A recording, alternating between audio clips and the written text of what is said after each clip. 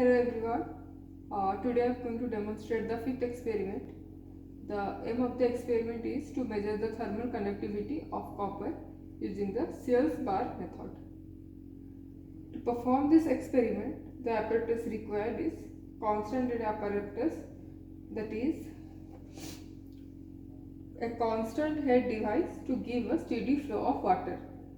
So here we directly use the water tap. Then the measuring cylinder. So here we use a measuring beaker and one stopwatch, then Searles apparatus, steam generator and 4 thermometer and a vernier caliper to measure the bar. These all we require for the experiment. Before going to the experiment, first of all we have to understand the Searles bar apparatus.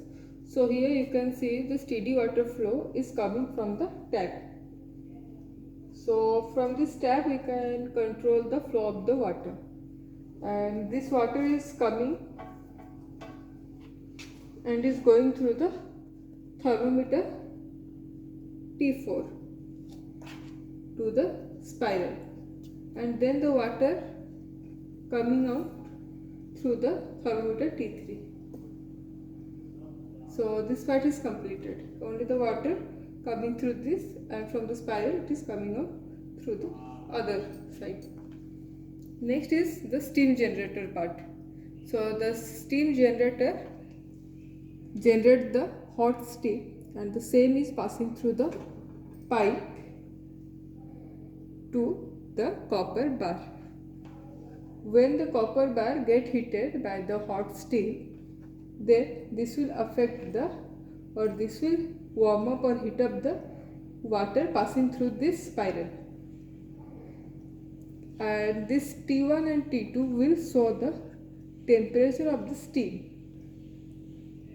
passing through this copper bar, and this T3 and T4 will show the temperature of the water coming and going out through the spiral. And when the steam is cooled, then it is converted to water, and this will be passing through this pipe that is connected to the back side. This is all the setup. Now we proceed for the procedure.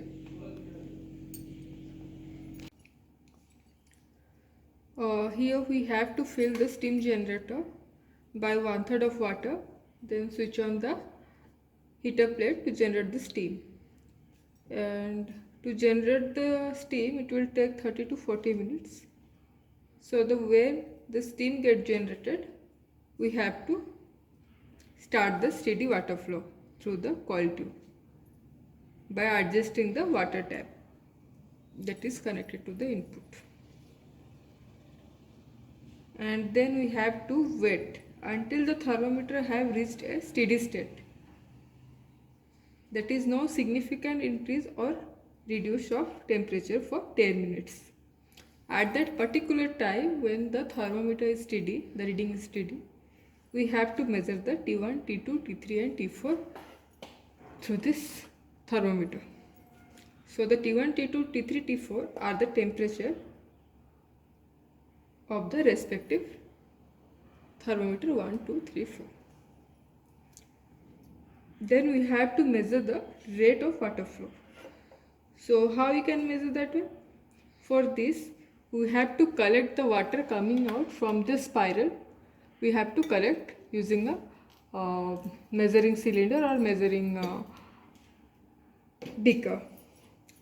That is approximately 1 liter for a given time. So when we start the flow from the water tap, we start the digital stop clock at the same time. So from that we can get that the water flow rate. Then we have to measure the distance between the thermometer T1 and T2. This is the distance, that is the small d.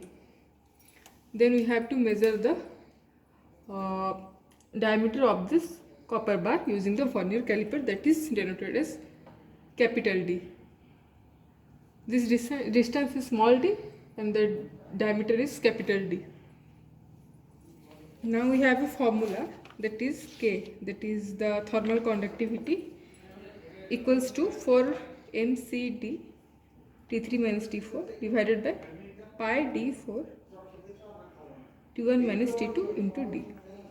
So here m is the mass of the water, c is the specific heat capacity of water, d is the small d is the distance between the thermometer T1 and T2.